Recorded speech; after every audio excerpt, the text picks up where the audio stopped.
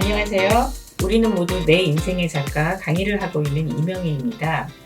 지난 시간에는 우리 선생님들이 직접 쓰신 글들을 발표하는 시간을 가졌습니다.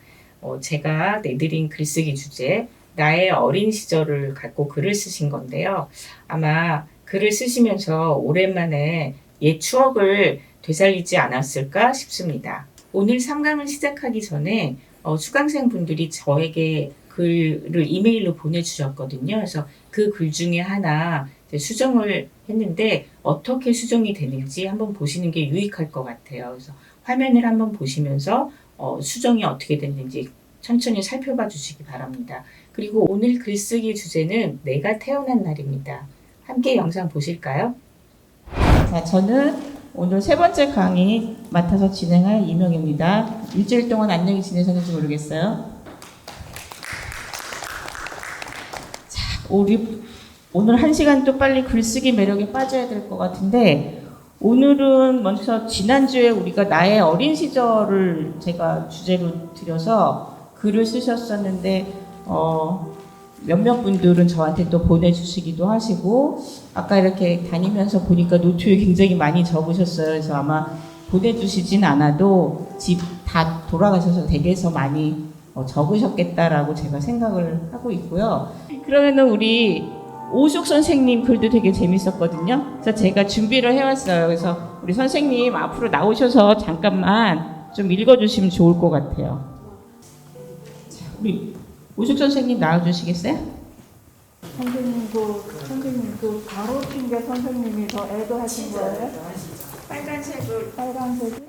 빨간색을 제가 애도하면서 빨간색 가로로 돼 있는 부분은 삭제해달라는 얘기예요. 1979년 6월 LA에 도착했던 그날 난 잊지 못해, 이게 제목이고요. 1979년 6월 깜깜한 하늘에서 내려다본 LA의 밤 경치는 하는 탄성이 절로 터져 나올 만큼 아름다웠다. 그리고 곧 서울의 밤 풍경이 떠올랐다. 서울 밤 하늘이 별빛 같다면 이곳은 줄이 쭉쭉 잘 쳐져 어딘가 인위적이면서 그 엄청난 규모의 겁이 더럭 났다. 입이 크고 정돈이 잘된 이곳에서 말도 못하고 돈도 없고 어찌 시작해야 하나. ABC도 모르는 어린 두 딸은 물론 시어머니는 적응을 할 수 있을까? 온통 걱정투성이었지만 살림만 하던 나는 남편을 믿을 수밖에 없었다. 막연히 알아서 하겠지. 자기가 오자고 했으니. 막내 시누이 부부의 안내로 벨리라는 곳으로 가면서 내 피부로 느낀 밤 공기는 축축하고 습기가 많다는 것이었다. 나중에 알고 보니 공항이 바다 가까이에 있었기 때문이었다. 역시 나의 오감은 훌륭하다며 배시시 웃었던 기억이 새롭다. 미국 도착 첫날 아이들을 재우고 어른들만 밤새워 이야기하며 이른 아침 날밤을 새우다시피 하곤 디즈니랜드를 갔다. 디즈니랜드가 도망을 가는 것도 아닌데 17명이 그곳을 왜 잠도 안 자고 갔는지 지금 생각해보면 이해할 수가 없다. 디즈니랜드에서는 신기하게도 뚱뚱한 사람들이 눈에 먼저 들어왔고 어느 것 하나 서투르게 해놓은 곳 없이 알차고 재미있었다. 넋을 잃고 다니다 작은 딸을 잃었다.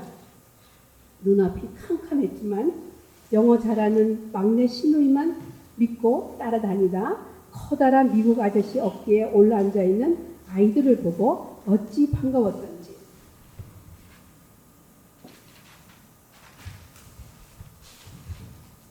이렇게 우리 가족의 미국 이민 생활이 시작됐다. 17명이 방색 화장실 2개인 집에서 지내다 보니 매 끼니가 잔치집이었다. 손이 신우 둘, 막내 시누이, 시어머니 모두 내가 챙겨줘야 할 사람들이었다.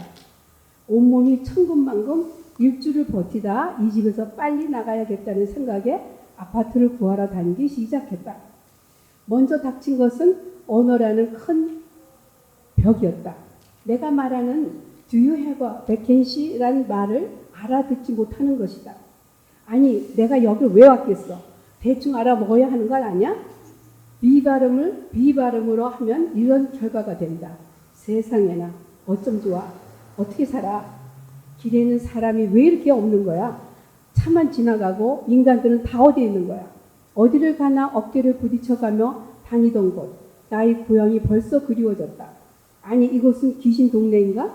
나도 힘이 드는데 어머님은 절대 적응 못할 것 같았다. 남편도 같은 생각이었는지 30분을 달려 LA 한인타운으로 이사할 곳을 정해 알아보게 됐다. 아이고, 한국 글씨를 보니 답답하던 가슴이 뻥 뚫린 기분이었다. 그렇게 우리 5 식구는 방 하나짜리 아파트에서 LA와 긴 싸움을 시작하게 됐다. 이게 여기까지만입니다. 네, 우리 재밌게 들으셨죠? 이거는 나의 어린 시절은 아니었고요. 처음으로 제가 내드렸던 에피소드 숫자하고 뭐 미국 그렇게 이민 이렇게 조합해서 만드신 거였는데 재밌게 잘 적어주셨어요. 한 번씩 나와서 이렇게 글을 본인이 쓴 글을 여기가 무대라고 생각하고 무대에서 읽어보시는 것도 되게 뜻깊은 그런 것들이 되니까 다음번 강의 때 또 다른 분이 이렇게 나와서 발표해 주시면 좋을 것 같아요. 제가 지난주에 아마 오늘 글 쓰는 테마는 내가 태어난 날이라는 테마로 드렸을 거예요. 여러 가지 생각을 해오셨을 텐데 이게 조금 어떤 부분은 생각이 좀 잘 안 날 수도 있고 그래서 제가 구체적인 어떤 경우를 좀 예시를 들어왔어요. 이런 것들을 갖고 조금 더 생각해 보시면 글을 쓸 때 글감이 더 좀 잘 떠오를 수 있거든요. 잘 보이실까요? 당신의 태몽과 혹시 태몽 예전에 뭐 내가 태어날 때 무슨 태몽 꿨다 엄마한테 이런 거 들은 기억이 있으시면 그걸 떠올려 보시면 좋고요. 또 태어난 날의 어떤 상황에 대해서 부모님이 우리한테 해줬던 말 그런 것들 떠올려 봐도 좋고 그다음에 지금 다 우리 이름을 갖고 있잖아요. 이 이름이 어떻게 해서 지어졌는지 이런 부분 섞어서 써도 되고요. 그 다음에 뭐 내가 태어났을 때 우리 아버지는 동네 마실 가서 뭐 내가 태어나는 걸 보지도 못했다든지 뭐 여러 가지 어떤 상황이 있을 거 아니에요. 그러니까 이런 상황을 다 섞어서 쓰시면 돼요. 일주일 동안 내가 태어난 날을 갖고 어떻게 글을 쓰면 좋을지 고민하신 거하고 이런 상황들을 조금 넣어서 한 10분 정도만 그렇게 글 쓰는 시간 먼저 빨리 가져볼게요. 10분이요.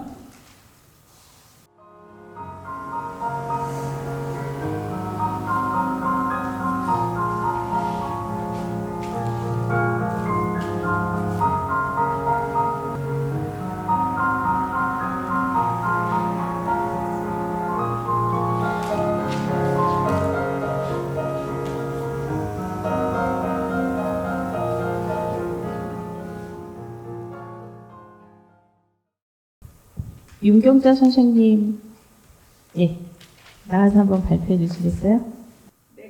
내가 태어난 날.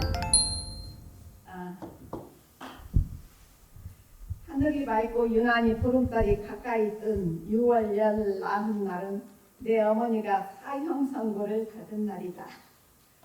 조상에게 마땅히 해야 할 도리를 못해서 주인처럼 살며 시부모 구박을 몸에 쪼그라들게 받고 사는 내 어머니가 천지신명께서 점지해준 넷째 딸을 낳고 차라리 딸과 함께 죽여달라고 물었던 내 어머니가 5째 딸을 낳았던 날이다.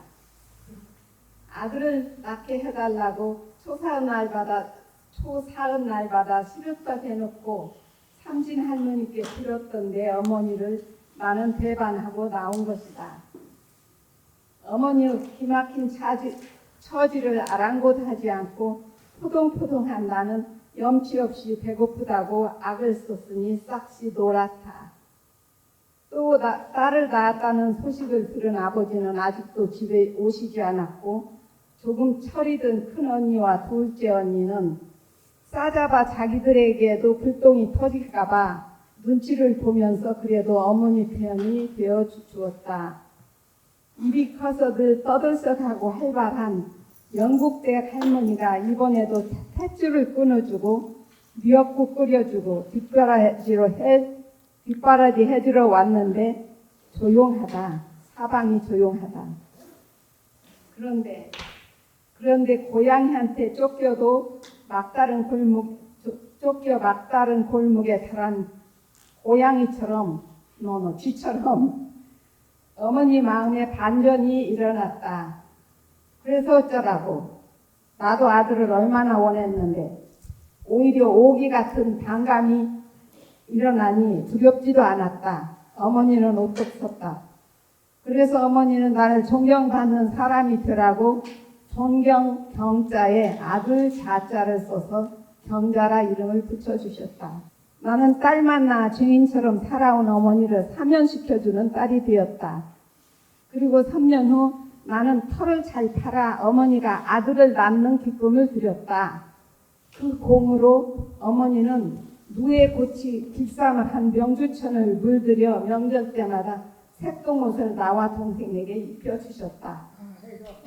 재밌죠? 박수. 태어난 날에 대해서 이제 적는 건데 우리 윤경자 선생님은 어머님의 감정에 굉장히 이입하셔갖고 어머님이신 것처럼 적어주셨어요. 그렇죠? 그러니까 1인칭과 3인칭과 그런 게 조금 이제 막 섞여서 혼재되어 있는데 그 글감으로서는 굉장히 재미있고 잘 가다듬으면 다른 사람들에게도 되게 공감을 많이 받을 만한 그런 소재인 것 같아요. 그래서 다시 한번 정리해 주셔서 저한테 이메일 같은 걸로 보내주시면 제가 좀 정리해서 보내드릴게요. 네.